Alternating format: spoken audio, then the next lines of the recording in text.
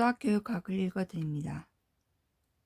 플라톤주의에서의 알문과 수학적 대상, 이데와 관련지어서 말씀드립니다.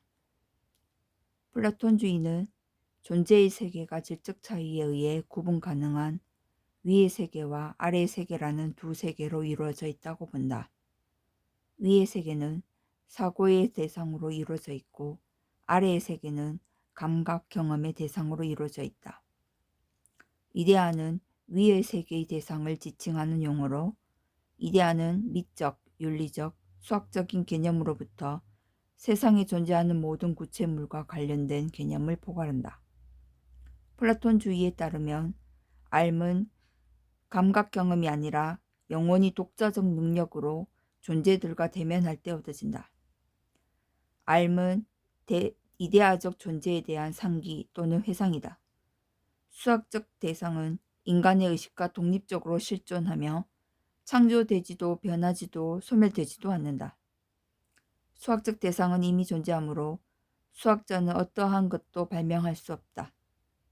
콜럼버스가 아메리카 대륙을 발견한 것처럼 수학자는 이미 있는 수학적 존재의 성질을 발견한다. 발견은 1차적으로는 인간의 정신에 그 존재 근거를 의존하지 않는 객체인 이데아를 발견하는 것을 의미한다. 그런데 이데아는 가식의 사물보다 인간의 정신 속에서 보다 완전한 형태로 경험될 수 있다. 현상계에 살고 있는 인간이 이데아를 가장 완전한 형태로 경험할 수 있는 곳은 자신의 사고 속이다. 그러므로 이데아를 발견한다는 것은 이데아를 불완전하게 드러내고 있는 사물에 대한 경험을 자극으로 해서 자신의 사고 속에 보다 원형에 가깝게 존재하는 이데아를 발견하는 것을 의미한다. 발견은 곧 자기 사고를 탐구하는 것이라고 할 수 있으며 발견의 과정은 곧 자기 인식의 과정이라고 할 수 있다. 플라톤주의는 수학의 대상이 이데아와 같은 것이라고 본다. 눈에 보이는 세상에는 폭이 없는 실선도 크기도 같지 않는 점도 찾아볼 수 없다. 그러므로 이런 대상에 대해서는 확실한 지식을 얻을 수 없다. 대상이 불완전하기 때문이다. 우리가 삼각형의 내각의 합을 이야기할 때 종이나 칠판에 그 삼각형을 그리긴 하지만 종이에 그린 불안정한 삼각형에 대해서 이야기하는 것이 아니라 우리 마음속에서 상상할 수 있는 완전한 유클리드 삼각형에 대해서 말하는 것이다. 수학적 지식은 이와 같이 완전한 대상에 대한 지식이므로 그렇지 않은 대상에 대한 인식보다 더 확실한 지식으로 간주된다. 플라톤주의에서의 교사 역할. 플라톤에 따르면 교사는 산파와 같다. 교사는 산파라는 견해에 따르면 교사가 해야 할 일은 학생들에게 지식을 주입시키는 일이 아니라 학생이 자신 안에 배태하고 있는 사고를 낳도록 하는 일이 된다. 산파로서의 교사가 할 일은 학생들을 하여금 생각하도록 돕는 일이다. 학습자가 사고하게 하기 위해서는 학습자가 학습할 내용에 대하여 당혹감 또는 경의를 느끼게 해야 한다. 경의 또는 당혹함을 이끌어내는 과정을 부정적 수업이라는 말로 특정 지어줄 수 있다. 교사가 산파의 역할을 잘 수행하기 위해서는 가르칠 내용에 대해 잘 알고 있어야 하나 교과 내용을 잘 기억하고 있다고 해서 산파로서 교사가 될 수 있는 것은 아니다. 산파로서의 교사가 되기 위해서는 가르칠 내용이 어떤 상식적 견해에 대비되는 학문적 견해인지를 잘 알고 있어야 한다. 또한 가르칠 내용이 담겨있는 질문이 무엇인가를 잘 알아야 한다.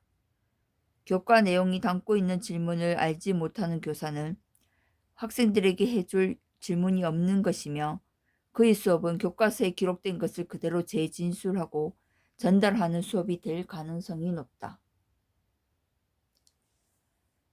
선분의 비유, 동굴의 비유, 아름다움의 이데아에 대한 그림. 선분의 비유에서 플라톤은 존재를 명료성의 정도에 따라 허상, 실물, 수학의 대상, 이데아 순으로 배치하고 그에 따른 인식의 수준을 역시 네 가지로 나누고 있다. 선분의 아래에서 위로 올라가면서 명료성과 진리성이 증가한다. 동굴의 비유와 선분의 비유는 다음과 같이 관련 지을 수 있다. 동굴 속에 있는 사람들이 쇠사슬에 묻힌 채 벽에 비친 그림자를 실무로 믿고 있는 것은 억측의 영역이라고 할 수 있다. 재수가 쇠사슬에서 풀려나 주위를 돌아보아 벽에 비친 그림자의 실물을 보는 단계를 신념의 영역이라 할 수 있다.